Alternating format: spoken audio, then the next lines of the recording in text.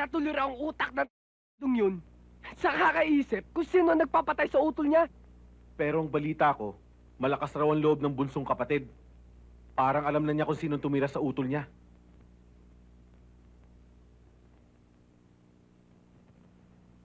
Mar, kinakabahan ka ba? Sa laking mo yan, hindi bagay sa'yo. Dapat umisip pa tayo ng mas matinding atake. Yung gigimbal sa kanila. Nakaburo na rin lang naman yung kapatid niya. Bakit hindi pa natin tudasin yung dalawang natitira pa? Para pakyaw ng libing. Uy, magandang idea yan.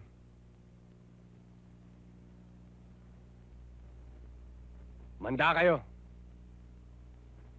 Makikipaglibing tayo.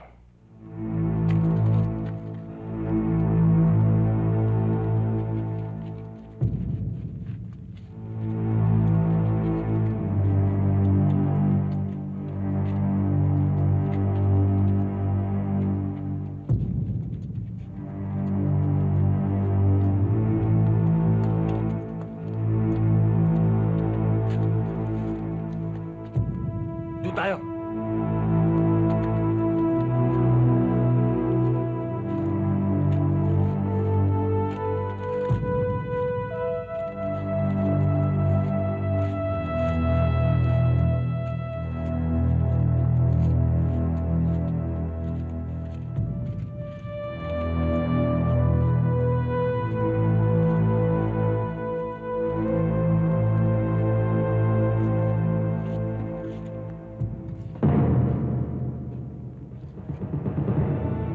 Dalong!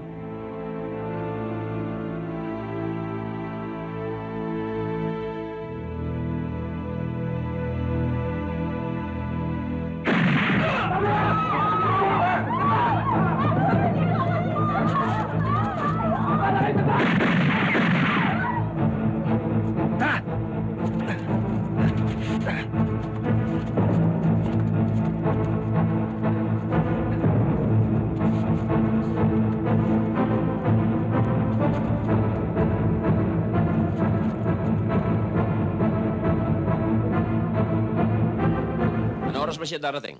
Eh, kanina pa po nandiyan dyan eh.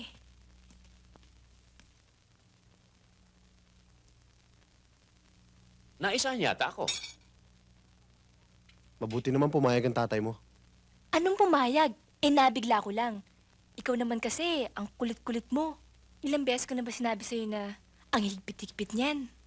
Gusto ko lang naman mapatunayan sa kanila na malinis ang hangarin ko sa'yo eh.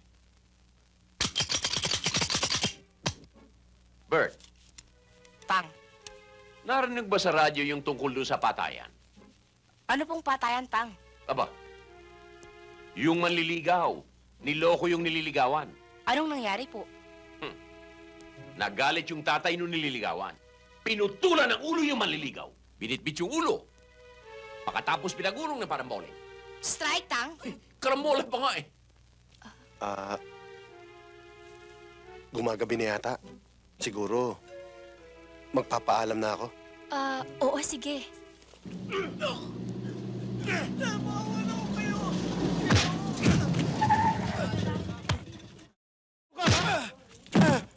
Sino bang pinagmamalaki mo ito, ha? Ano ba yan? Tayo, Andres! Mga lasing kinusunada ako!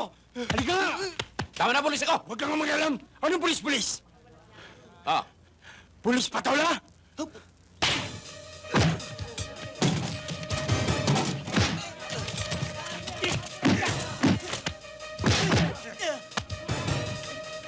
oh, may cash kan doon sa isa eh. Nag-ring si Andres po nakikipag-away sa tindahan ni Aling Maring.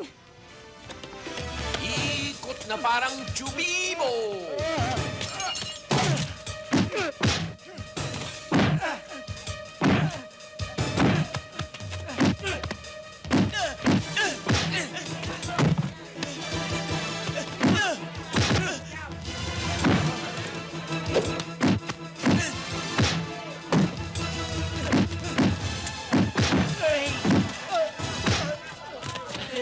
Tang!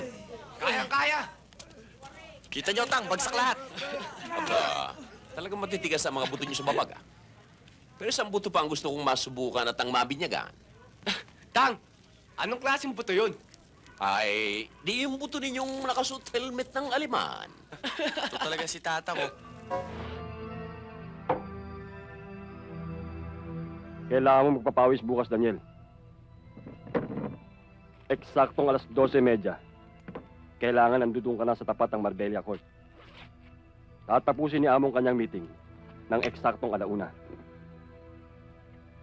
Parang cigarette lighter lang yan. Disposable pagkatapos gamitin. Isaksak mo to sa utak mo, Daniel. Kailangan, eksaktong alas 12:30, nandudun ka.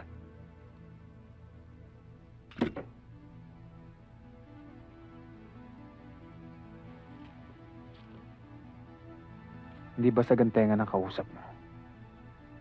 Huwag ka makulit.